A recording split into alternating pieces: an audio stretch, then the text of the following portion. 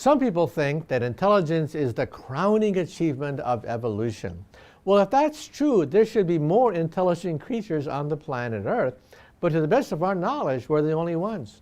The dinosaurs were on the Earth for roughly 200 million years, and to the best of our knowledge, not a single dinosaur became intelligent. We humans, modern humans, have been on the Earth for roughly 100,000 years. Only a tiny fraction of the 4.5 billion years that the Earth has been around. So you come to the rather astounding conclusion that intelligence is not really necessary. That Mother Nature has done perfectly well with non-intelligent creatures for millions of years, and that we as intelligent creatures are the new kid on the block. And so then you begin to wonder, how did we become intelligent? What separated us from the animals? Well, there are basically three ingredients, at least three, that help to propel us to become intelligent. One is the opposable thumb. You need a tentacle, a claw, an opposable thumb in order to manipulate the environment. So that's one of the ingredients of intelligence, to be able to change the world around you. Second is eyesight, but the eyesight of a predator. We have eyes to the front of our face, not to the side of our face. And why? Animals with eyes to the front of their face are predators. Lions, tigers, and foxes. Animals with eyes to the side of their face are prey, and they are not as intelligent, like a rabbit. We say dumb bunny and smart as a fox. And there's a reason for that.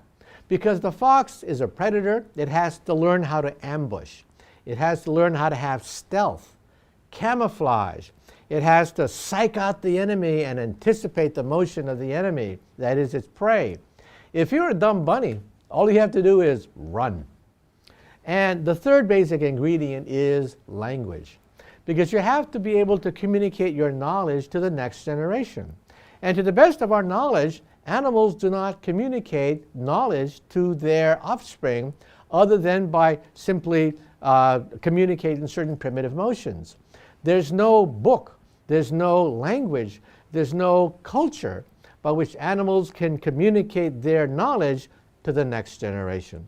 And so we think that's how the brain evolved. We have an opposable thumb, we have a language of maybe 5,000 to 10,000 words, and we have eyesight, that is stereo eyesight, the eyesight of a predator, and predators seem to be smarter than prey.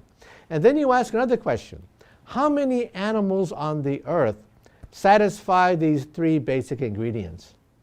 And then you come to the astounding conclusion, the answer is almost none. So perhaps there's a reason why we became intelligent and the other animals did not. They did not have the basic ingredients that would one day propel us to become intelligent. Then the next question, asked in Planet of the Apes and asked in any number of science fiction movies, is, can you accentuate intelligence? Can you take an ape and make the ape intelligent? Well, believe it or not, the answer could be yes. We are 98.5% genetically equivalent to a chimpanzee. Only a handful of genes separate us from the chimps, and yet we live twice as long, and we have thousands of words in our vocabulary. Chimps can have maybe just a few hundred. And we've isolated many of those genes that separate us from the chimpanzees. For example, the ASP gene governs the size of the cranial capacity, so that by monkeying with just one gene, you can literally double the size of the brain case and the brain itself. And so in the future, not today, but in the future, we may use gene therapy to begin the process of making perhaps a chimpanzee intelligent.